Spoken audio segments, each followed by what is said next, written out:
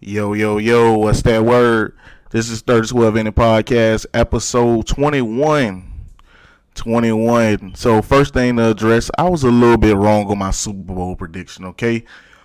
Eagles came out throwing around the ball. They had a good time doing that. Obviously, it was a great showing, a great game overall, but they got away from their game plan as far as running the ball, and give the Chiefs credit for forcing them to change their whole game plan and to make them play at their terms and make them play the type of game that the Chiefs ultimately wanted to play. I did mention that Andy Reid was an experienced head coach, and he showed a lot of Belichickian traits with forcing the team to play the game that ultimately that he wanted them to play. So much credit again to them. Much credit to the Chiefs. And congratulations on another Super Bowl win. Shout out to Patrick Mahomes winning the MVP. And another thing I was wrong on is I predicted the Bills to win the championship this year. Obviously, I was wrong on that. And I got to say, I'm going to do some previews, and y'all check them out on my channel, 3012 Inning Podcast on YouTube.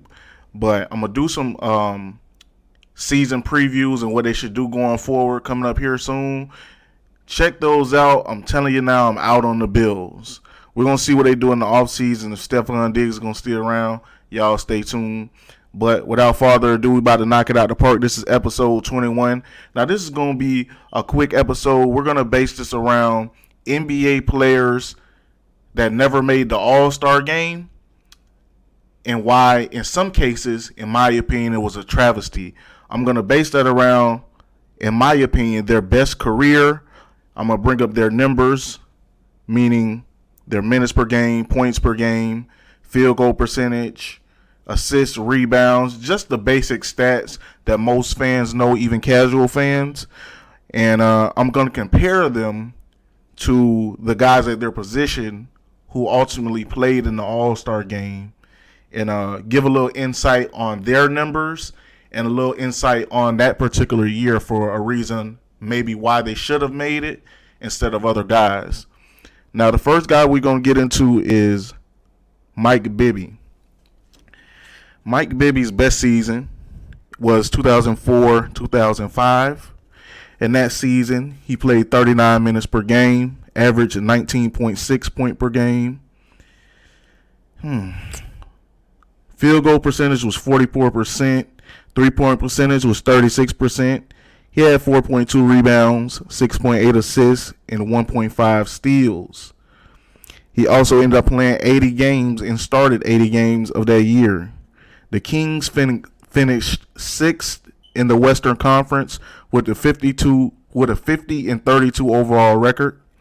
Now the All-Stars of that year around his position, so combo guards, so the point guards, shooting guards. The first one was Kobe Bryant.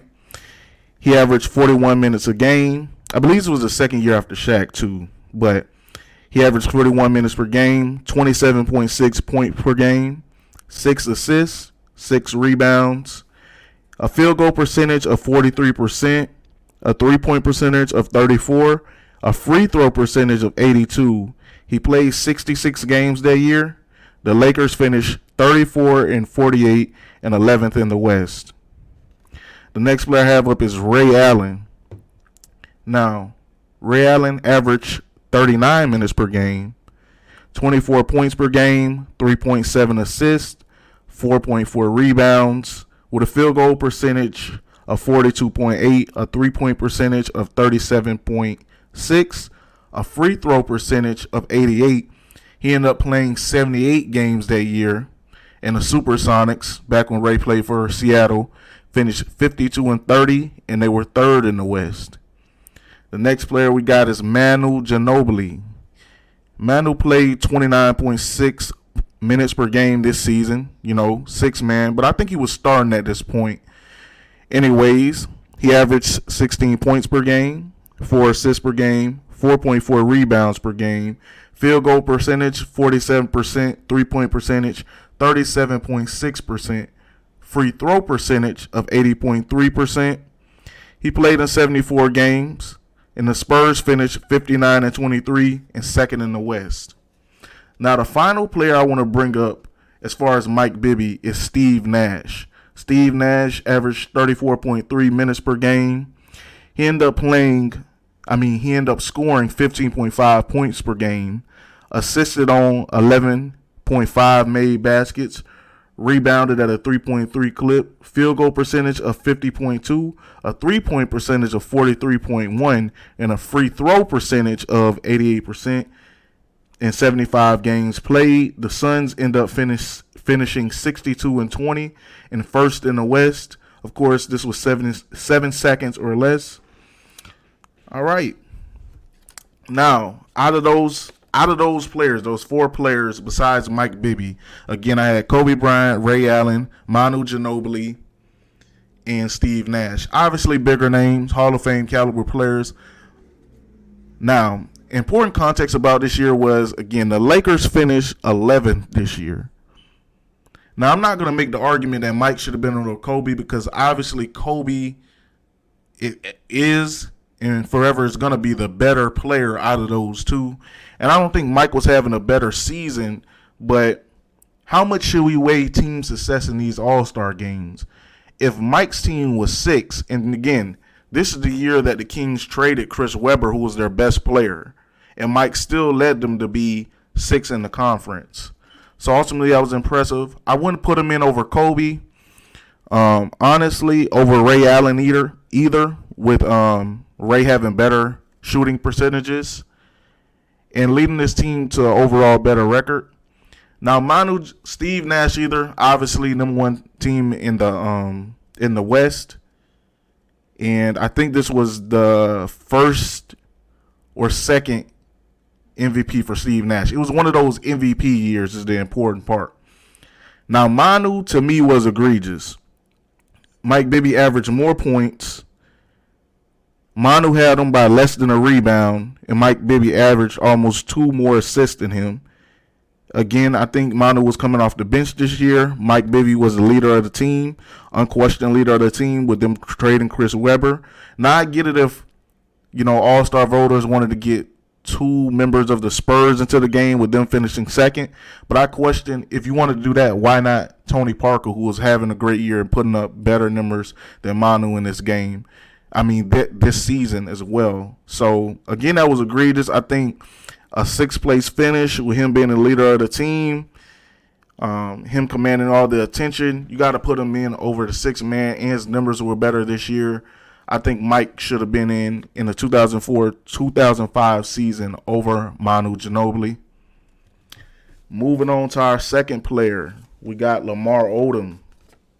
I know this is going to be controversial for some people. This was probably one of the hardest ones I had to make a case for him being in over people, but I digress. I think Lamar Odom's best season was his season with the Miami Heat, which is in 2003-2004. Sorry. The minutes per game were 37.5, points per game 17.1, assists per game 4.1, rebounds per game 9.7, field goal percentage 43%, three-point percentage 30%, free throw percentage 74.2, and he ended up playing in 80 games this year and starting all of them. The Miami Heat finished 42-40 and 4th in the West this year. So a good finish, top half of the conference. Now, the 4 players I compared them with, first, we got Kenyon Martin. Kenyon ended up playing 35 minutes per game, averaged 16.7 points per game, assisted on 2.5 baskets, rebounded 9.5. Steals per game, I thought this was important to add as defensive stats for Kenyon Martin, was 1.5, and blocks was 1.3. Field goal percentage was 49. Three-point percentage was 29. Free throw percentage was 68.4. He ended up playing in 65 games, so 15 less than Lamar. And the Nets finished 47-35, second placed in the East. Next player was Vince Carter. Minutes per game, 38.2. Points per game, 22.5. Assists per game, 4.8. Rebounds, 4.8. Field goal percentage, 41.7. Three-point percentage, 38.3. Free throw percentage, 80.6. He ended up playing in 73 games. The Raptors finished 33-49 and 10th placed in the East.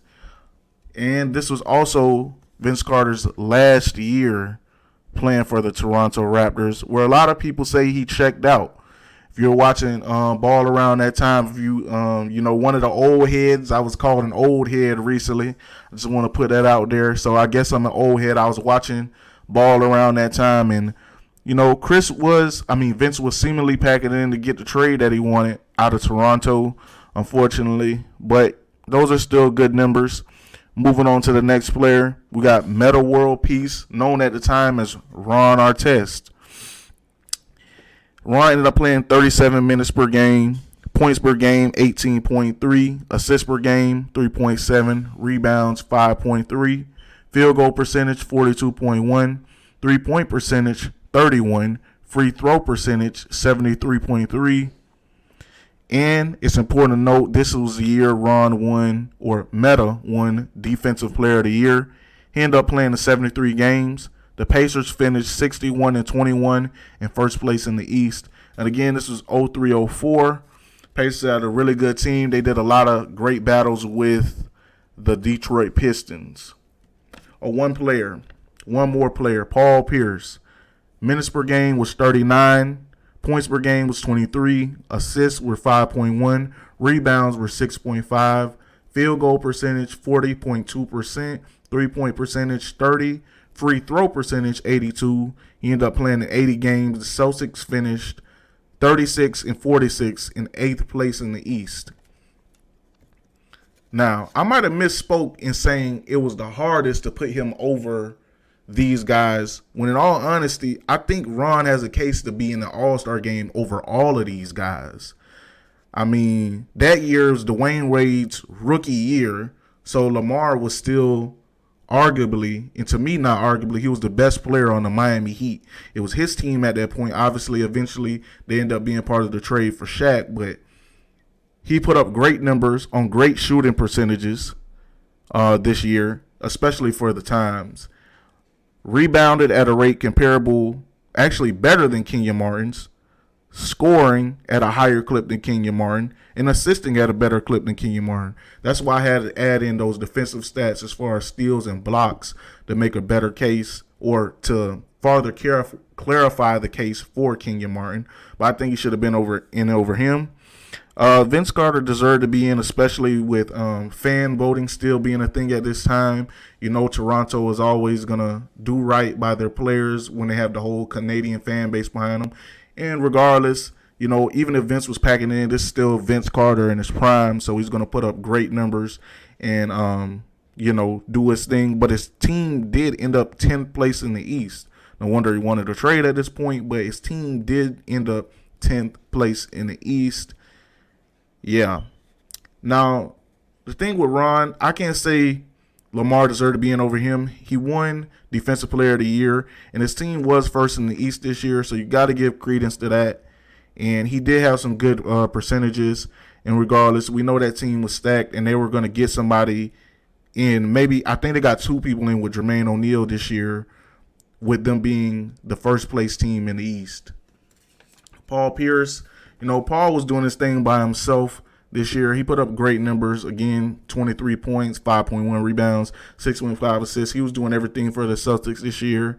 They ended up 8th place with a losing record, 10 games under 500. So him and Lamar would have been a toss-up, with me leaning more towards Lamar, actually, with Lamar's teams coming in 4th place.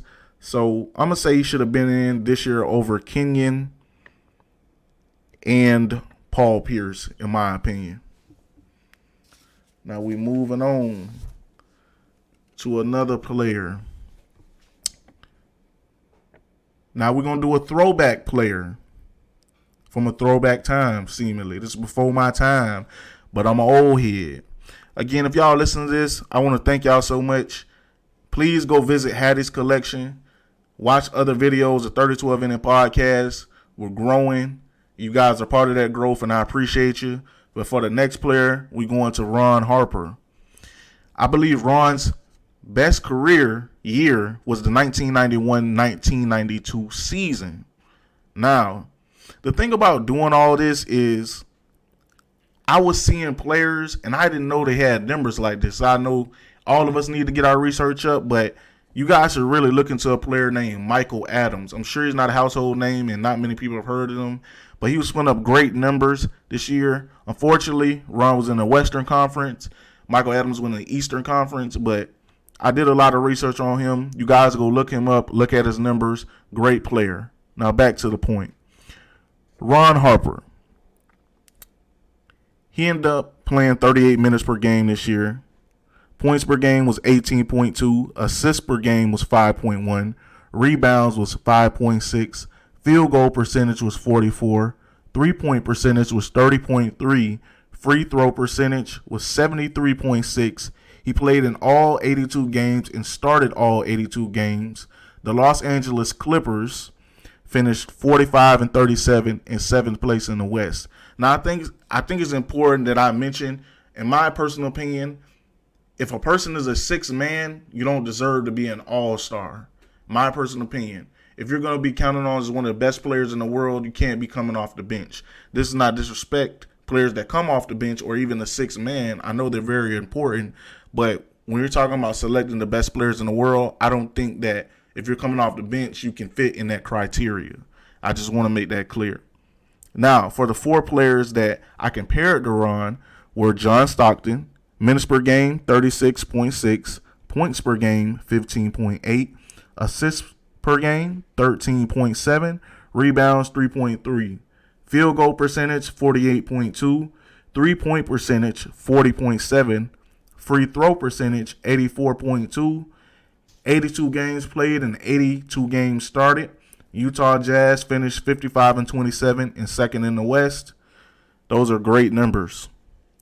Tim Hardaway, minutes per game, 41.1. Running my dog rabbit. Points per game, 23.4. Assists per game, 10. Rebounds, 3.8. Field goal percentage, 46.1. 3-point percentage, 33.8. Free throw percentage, 76.6. In 81 games played. Golden State Warriors finished 55-27 and third in the West. We know this was the height of the run TMC times. So, great times for the Warriors then too. Now, these next 2 players are very controversial. Dan Marley, minutes per game, 35. Points per game, 17.3. Assists per game, 3.3. Rebounds, 6. Field goal percentage, 47.8. 3-point percentage, 38.2. Free throw percentage, 75.6. In 82 games played, but none started. Minimal started, I should say. He was a 6th man for this team. Phoenix Suns finished 53-29 in 4th place in the West. Now, our final player we're going to talk about in comparison to Ron Harper is Jeff Hornacek, also of the Suns. Minutes per game, 38. Points per game, 20.1. Assists, 5.1. Rebounds, 5. Field goal percentage, 51.2. 3-point percentage, 44. Free throw percentage, 88.6. In 81 games played, again, the Phoenix Suns finished 53-29 in 4th place in the West. Now, obviously, Phoenix had a good team. They finished 4th place in the West. But does a 4th place finish honestly warrant 2 All-Stars? I don't think so. Also, when you look at their numbers, Dan's numbers are a lot smaller than Ron Harper's when he was leading the Clippers this year. I understand the Clippers got the first overall pick this year, and I believe it was Purvis Ellison that went number 1 this year, I believe. But again, I don't think a 6th man should be starting or playing in the All-Star game. And again, Ron was the leader of his team. Let me take a second look at the percentages. So Dan Marley shot around 48%, field goal 3-point percentage 38, free throw 75. Ron was field goal 44, 3-point 30, and free throw 73.6. So they did have different efficiency numbers. Raw numbers, Ron was ahead of him. So maybe there was a case there. They're both in the Western Conference. Was considered weaker than the East. Dan spent a lot of time again acquiring these numbers against second units, and Ron at this time was the franchise player.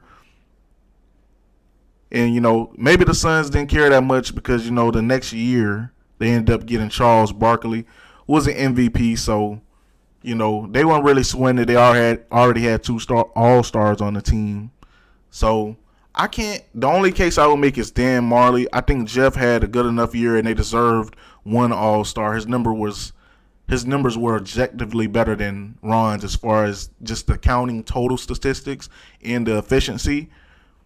And I don't think there's an argument. John Stockton was awesome. He was playing very well this year. This was arguably during the prime of his career. Tim Hardaway as well. Those are really surprising numbers. Another player you guys should look up and really enjoy, an underrated player, was Tim Hardaway.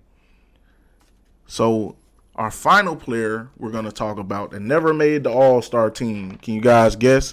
If you can guess, before I say it, I'll give you 5 seconds if you can guess it down in the comments below.